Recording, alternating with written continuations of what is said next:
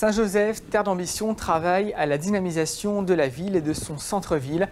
L'aménagement de la place François Mitterrand en est une parfaite illustration. Pour aller plus loin, l'invité du mois, Mohamed Jaffar, élu délégué à l'action Cœur de Ville. Bonjour Mohamed. Bonjour Christopher. Quels seront les changements aussi bien pour les commerçants que pour les clients du secteur?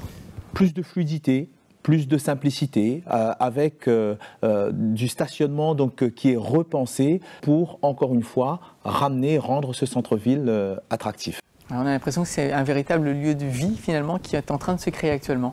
C'est un véritable lieu de vie. On a aussi bientôt dans cet espace le marché couvert qui sera donc réhabilité pour faire que tous ces aménagements amènent un véritable confort et cette structuration, encore une fois, apportera de véritables réponses donc, aux attentes des Saint-Josephois et des commerçants également.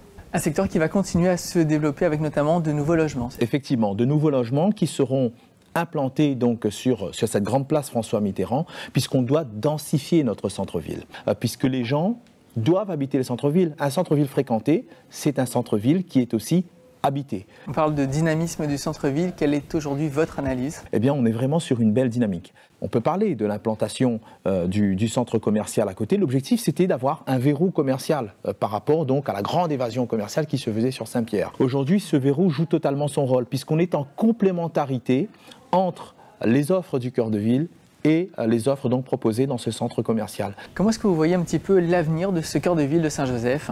Eh bien, un cœur de ville encore plus attractif. On a démarré donc l'endiguement de la rivière des Remparts. Notre cœur de ville doit être ouvert aujourd'hui sur la rivière. À côté de cela, le pôle culturel un peu plus bas, donc au niveau de la caverne des Hirondelles. On remonte un tout petit peu pour avoir donc un marché couvert totalement rénové, faire en sorte qu'on ait 500 places de parking sur le centre-ville qui seront connectées. On voit un cœur de ville, on voit un avenir où Saint-Joseph prend toute sa place de capitale du Sud sauvage. Un bel avenir donc pour ce centre-ville. Merci Mohamed, merci à vous d'avoir suivi ce magazine Terre d'ambition, le dernier numéro de la saison. On se retrouve dès la rentrée, le 29 août prochain à 18h.